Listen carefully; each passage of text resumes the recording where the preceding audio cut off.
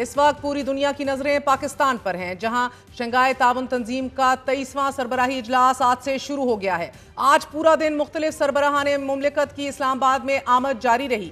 चीन, Belarus, Kyrgyzstan, Turkmenistan, Kazakhstan, Tajikistan के वज़ीर आज़म, रशियन फेडरेशन के डेप्यूटी वजीर आजम और भारतीय वजीर खारजा इस्लामाबाद पहुंच चुके हैं। रूसी वजीर आजम आज रात पाकिस्तान पहुंचेंगे। शंघाई ताउन तंजीम इजलास में शिरकत के लिए आए तमाम मेहमानों के एजाज में वजीर आजम शहबाज शरीफ की तरफ से अशाइया दिया गया, जबकि कल 16 अक्टूबर की सुबह कॉन्फ्रेंस के बाज़ाब्ता आगाज के बाद आलमी रहनुमाओं के खताबात के अलावा दस्तावेजात पर दस्तखत किए जाएंगे।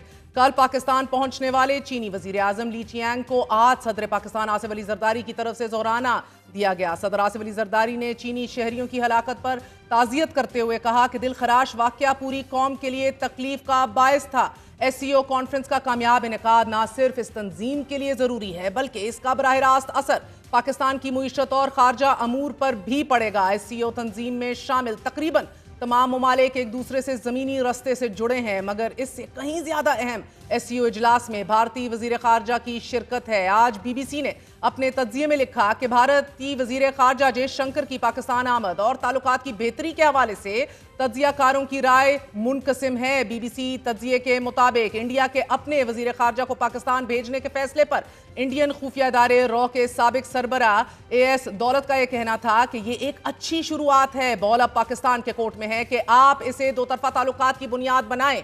और इसी तरह अटलांटिक काउंसिल से मुंसलिक और बैटल ऑफ पाकिस्तान के मुसन्निफ शुजा नवाज का यह मानना है कि इंडिया और पाकिस्तान अगर अपने इक्तसादी और तजारती मुफादात को तरजीह दें तो दोनों ममालिक के दरमियान ताल्लुकात बहाली की राह पर गामजन हो सकते हैं।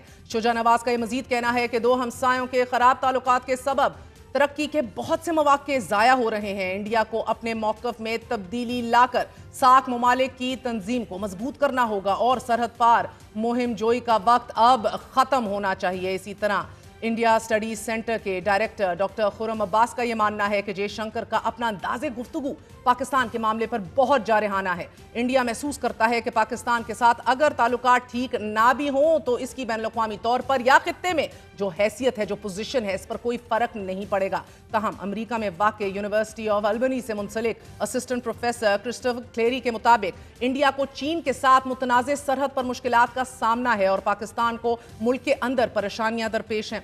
दोनों ममालिक के दरमियान कशीदा ताल्लुकात दोनों की ही तवज्जो बड़े चैलेंजेस से हटाने का बायस बन रहे हैं और सिर्फ इसी वजह के सबब दोनों ममालिक मायने खेज सफारती मुज़ाकरात दोबारा शुरू करने की राह निकाल लेंगे।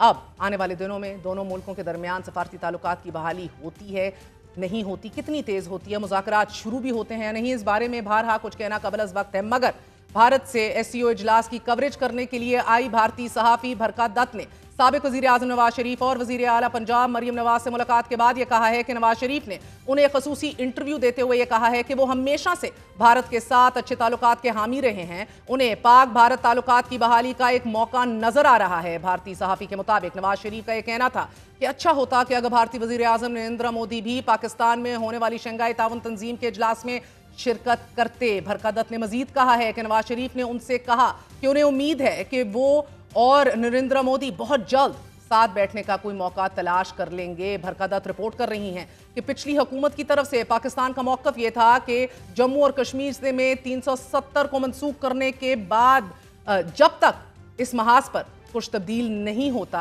बातचीत दोबारा शुरू नहीं करेंगे। लेकिन नवाज शरीफ ने किसी भी किस्म की पेशगी शर्त के तौर पर इसका हवाला नहीं दिया है, बल्कि वो इस उम्मीद का इजहार कर रहे हैं कि उनकी ख्वाहिश है कि वज़ीर आज़म मोदी यहाँ होते। नाज़रीन, नवाज शरीफ की तरफ से ख्वाहिशात का इजहार एक ऐसे वक्त में हो रहा है कि जब भारत की जानिब से कश्मीर के स्पेशल स्टेटस के खात्मे को 3 साल से ज़ायद का अरसा गुजर चुका है। नरेंद्र मोदी और उनकी जमात BJP कश्मीर के हालिया इलेक्शन में भी पाकिस्तान मुखालिफ कैंपेन कर चुकी है और इस सब से बढ़कर ये कि चीफ अवामी स्टाफ जनरल आसिम मुनीर कश्मीर मामले पर एक वाज़ेह मौक़िफ़ रखते हैं। रवा साल 2 मई को रिसालपुर में पाकिस्तान एयरफोर्स की पासिंग आउट परेड में खिताब करते हुए चीफ अवामी स्टाफ का कहना था कि इंडिया ने कश्मीर पर नाजायज़ कब्जा कर रखा है। कश्मीर में जारी इंडियन जारियत पर पूरी दुनिया की खामोशी वहाँ गूंजने वाली आज़ादी की आवाज़ को दबा नहीं सकती। हम अपने कश्मीरी भाइयों की इखलाकी, सियासी और सफारती हमायत जारी रखेंगे और फिर 2 मई के बाद 6 सितंबर GHQ में यौम दिफा और शोहदा की मरकजी तकरीब से खिताब करते हुए चीफ अवामी स्टाफ का यह कहना था कि कश्मीरी अवाम की जद्दोजहद आज़ादी को सलाम पेश करते हैं और भारत के नाजायज जेर कब्जा जम्मू और कश्मीर ना सिर्फ मुल्की बल्कि खित्ते और आलमी सतह का मसला है। जनूबी एशिया में पायदार अमन का क़याम मसला कश्मीर के हल में ही है। पाकिस्तानी कौम मकबूजा कश्मीर के शोहदा को खराज अकीदत पेश करती है। पाकिस्तान की कश्मीर मामले को लेकर वाज़े रियासती पॉलिसी की मौजूदगी में मियाँ मोहम्मद नवाज शरीफ का बयान कुछ सवालात को जन्म देता है। मिसाल के तौर पर मियाँ नवाज शरीफ कश्मीर के स्पेशल स्टेटस के खात्मे को किस नज़र से देखते हैं? क्या नवाज शरीफ की नज़र में मसला कश्मीर पर मुज़ाकरात से कबल दोनों ममालिक के दरमियान ताल्लुकात की बहाली मुमकिन है? कितनी अहम है? 2019 में जब भारत ने आर्टिकल 370 को मंसूख किया तो उस वक्त की हुकूमत का यह मौक़िफ़ रहा था कि जब तक आर्टिकल 370 को बहाल नहीं कर दिया जाता तब तक दोबारा बातचीत शुरू ही नहीं हो सकती।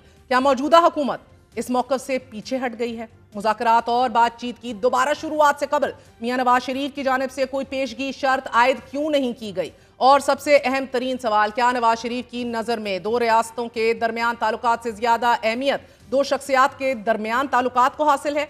ये वो चंद सवालात हैं कि जिन पर मुस्लिम लीग नवाज शरीफ और तर्जुमान दफ्तर खारजा को मौक़िफ़ अवाम के सामने रखना लाजमी है।